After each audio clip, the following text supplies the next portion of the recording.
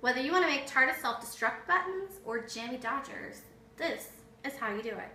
For this recipe, you're going to need 2 cups of your favorite all-purpose flour blend, either gluten-free or not, although the gluten-free do kind of taste better. They're crumblier and lighter and fluffy. To that, we're going to add 1/2 cup plus 2 tablespoons of powdered sugar. And then to that, you're going to add 1/2 teaspoon of baking powder and 1/2 teaspoon of salt. Give them a quick pulse to make sure that they're fully incorporated. Into that, we've got some just barely room temperature butter.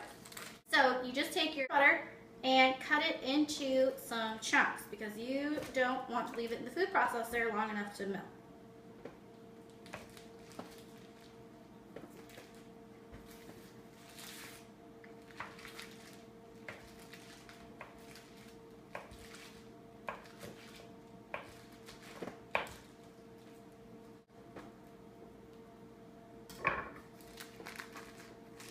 And then just bring everything over to your food processor and give it a pulse until it looks like slightly wet sand. Okay, so this is what it looks like. It's loose, but if you wanted to clump it together, it clumps. Clumps and powders. Okay. So to that, you're going to take a teaspoon of vanilla and 1 egg. And you're just going to beat that up quickly with a fork.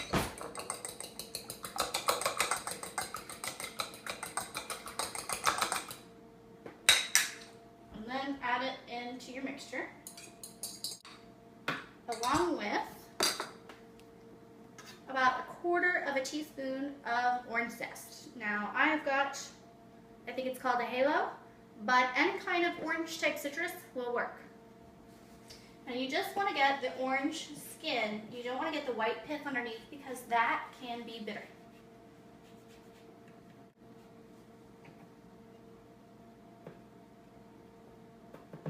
Okay, and then just pulse this up until it forms a ball.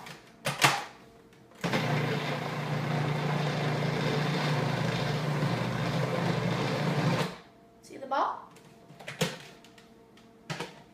And you just want to dump this out onto some parchment paper.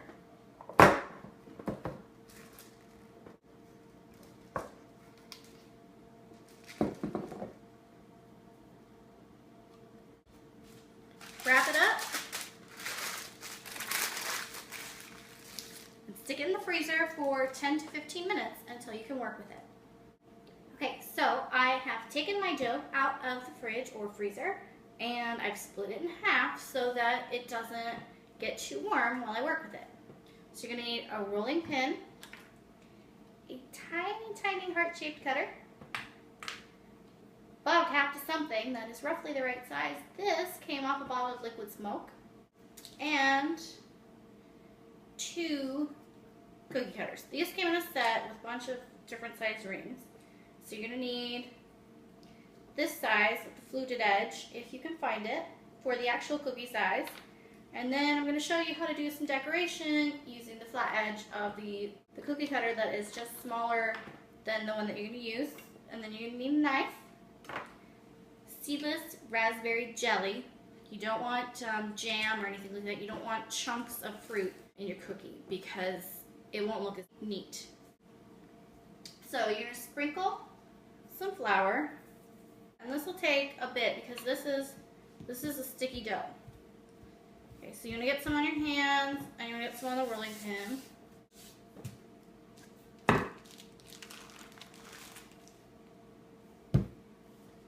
Then you want to get the top of your dough too.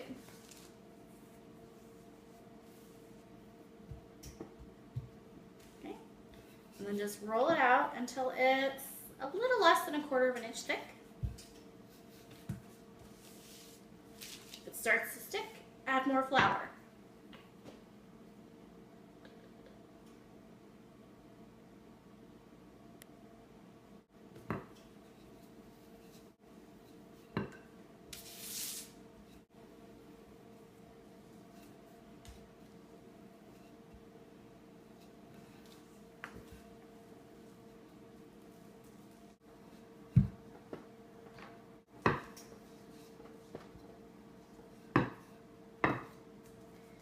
Now lift up your dough every now and then and make sure that it's not sticking underneath.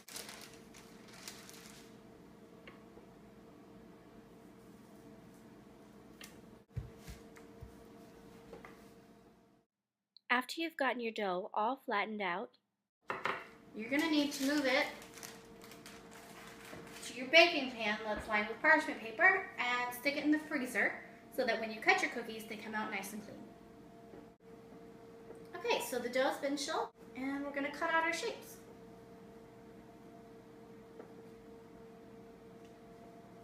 Now these cookies, they don't spread. So as long as they're not touching, they can all fit on the pan.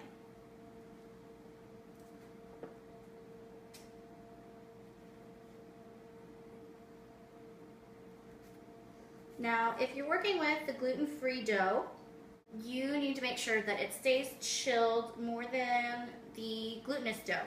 It's just a little bit more finicky to work with, but still very easy. This recipe makes about 30 cookies or 60 half a cookies, depending on what you're doing with the recipe.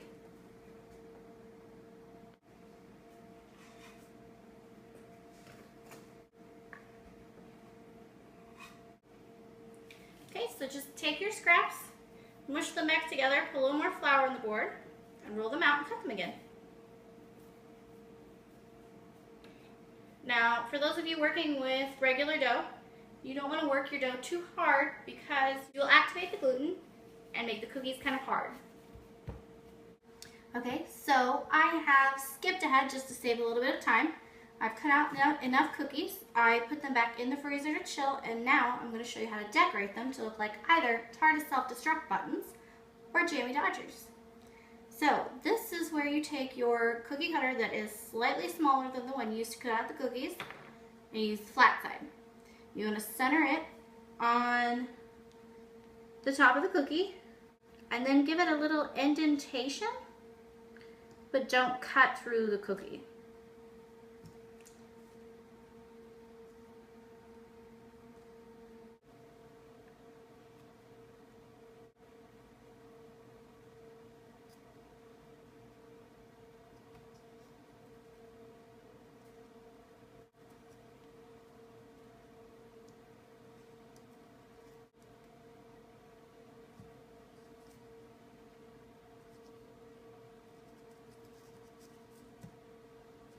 So you only want this indentation on the cookies that you're going to make look like Jammie Dodgers. The ones that are TARDIS Self-Destruct buttons do not have that ring. Okay, so you're going to take your tiny heart-shaped cutter and you're going to center it in the center of the cookie. Press down. And then you're going to take a knife and make like a compass. So you're going to do 2 long lines above and below on each side.